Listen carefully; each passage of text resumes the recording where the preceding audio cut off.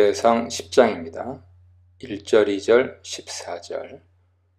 철병 걸어 무장한 블레셋군은 아벡에 본부를 마련하고 해안도로를 타고 올라와서 이스라엘 진보다 더 북쪽에 있는 수넴에 진을 쳤습니다.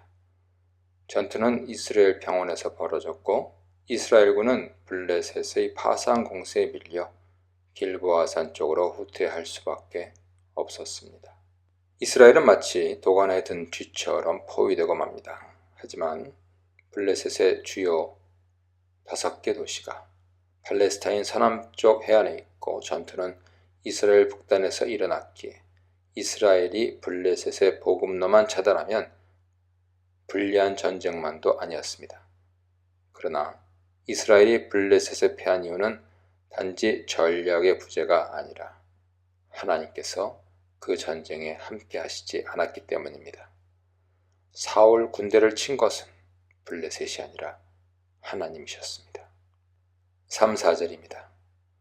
사울은 일생 동안 무언가에 다급하게 쫓겨 살다가 비참하게 생을 마감했습니다. 그는 왕이 되기 전에는 암나귀를 찾아 헤맸었고 왕이 된 후에는 제사장 없이 급하게 번제를 해치웠고 승리한 노획물에 정신이 팔려 하나님 말씀에는 신경도 쓰지 않았고 악한 영에 시달리다가 결국 신접한 여인을 찾습니다. 사무엘상 9장, 13장, 15장, 28장 보세요.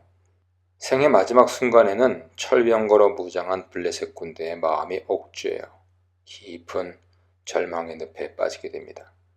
물론 블레셋 군이 쏜 화살이 치명적이긴 했지만 그를 무너뜨린 결정적인 원인은 하나님이 그를 떠나셨기 때문입니다.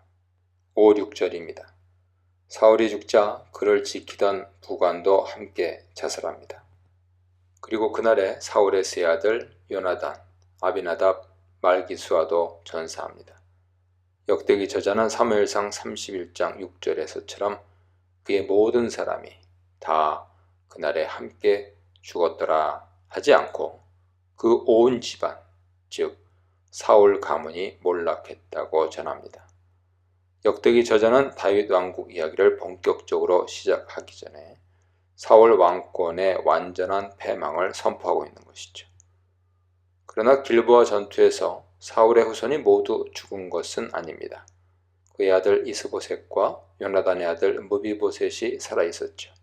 하지만 역대기 저자는 사울 가문이 다 죽었다고 말함으로써 하나님의 관심이 사울에게서 다윗으로 옮겨졌음을 드러냅니다. 7절로 10절입니다. 블레셋군은 이스라엘 지역을 접수하고 전리품을 챙기면서 사울의 시체를 발견했습니다. 블레셋 사람들은 사울의 머리를 베어 다곤 신전에 두고 몸은 벳산 성벽에 걸어두었으며 갑옷은 아스타롯 신전에 두어 블레셋에 사는 모든 사람들에게 이 소식을 전했습니다.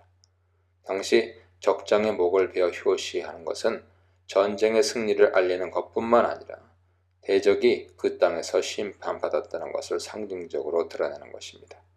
엘리 제사장 시절 블레셋이 이스라엘의 언약궤를 빼앗아 다곤 신전에 안치했을 때 하나님의 궤 앞에서 다곤 신상의 목이 부러져 있었죠.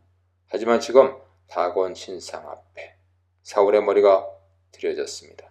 하나님을 떠난 사울에게 하나님의 심판이 공적으로 임한 것입니다. 11, 12절입니다. 길르앗 야베스가 암몬에게 공격받았을 때 사울은 군대를 소집하여 암몬을 물리치고 길르앗 야베스를 위험에서 건진 적이 있었습니다. 이런 은혜를 기억한 길르앗 야베스 사람들은 밤새 63km나 달려가서 위험을 무릅쓰고 사울의 시신을 찾아옵니다. 그 후 장례를 잘 치러주고 7일간 금식하며 애도했습니다. 다윗은 이런 야베스인들의 충정을 칭찬하고 그들에게 복을 빌어주었습니다.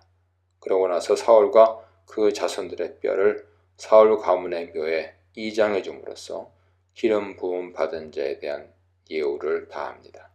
다윗은 이를 통해 이스라엘을 하나 되게 할 뿐 아니라 사울 왕권이 종식되고 다윗을 통해 새로운 나라가 시작되었음을 세상에 드러냅니다. 13, 14절입니다.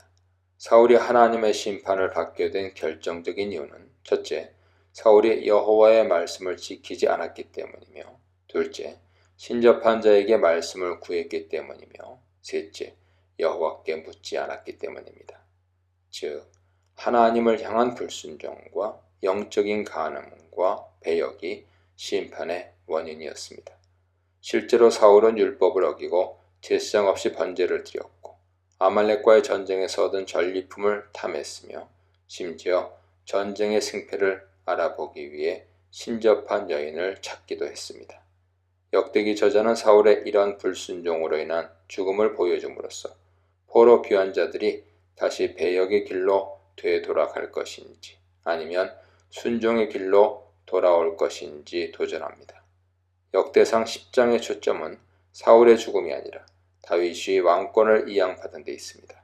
새로운 공동체를 형성한 이스라엘 백성들에게 순종의 길로 나오도록 초청하고 있습니다.